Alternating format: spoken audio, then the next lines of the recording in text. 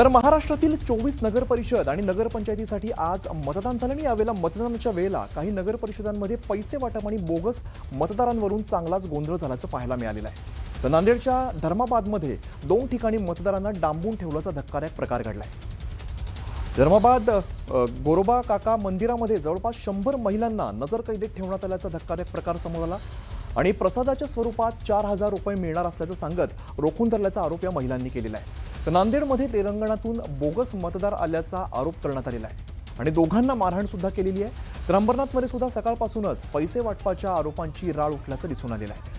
मातोश्रीनगर परिसरात पैसे वाटल्याच्या आरोपावरून तणावपूर्ण परिस्थिती निर्माण झाली होती आणि भाजपाने भिवंडीतून 200 संशयित महिलांना या बोगस मतदान करण्यासाठी आल्याचा गंभीर आरोप काँग्रेस आणि भाजपाने केलेला आहे। तर तिकडे अहिल्यानगरच्या कोपरगावमध्ये सुद्धा एसजी महाविद्यालयातील मतदान केंद्रावरती काही काळ तणावाचं वातावरण निर्माण झालेलं होतं। तर गडिंग्लज भुसावळमध्ये सुद्धा मतदानादरम्यानच केंद्रावरती मोठा गोंधळ बघायला मिळालेला आहे।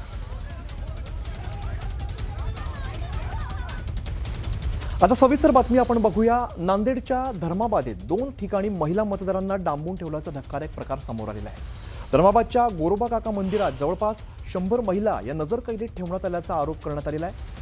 कब्बशीचं निवडणूक चिन्ह असलेल्या लोकांनी सकाळपासून डांबून ठेवलं असल्याचा आरोप महिलांनी केला आहे। तर दुसरीकडे धर्माबादमध्येच एका मंगल कार्यालयात भाजप कार्यकर्त्यांनी पैशाचं आमिष देत मतदारांना डांबून ठेवल्याचा आरोप करण्यात आला आहे।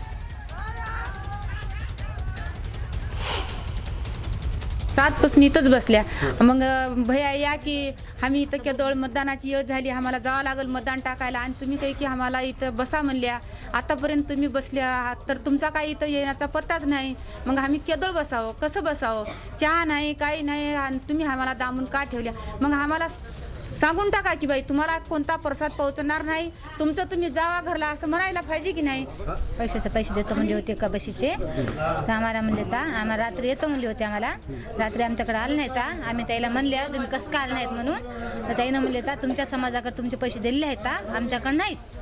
मग ते समाजवाले रात्री सकाळी 10 वाजेपर्यंत येणार आहेत। अजून सकाळी मी विचारलं त्याला कसं काय नाहीत म्हणून, तर त्यानं म्हणलेत की तुमचे पैसे अजून सकाळी 10 वाजेपर्यंत बसवलं कोणी तुम्हाला? आम्हाला कबशीवाल्यामुळं आम्ही पैशामुळं आम्हाला पैसे पाहिजेत म्हणून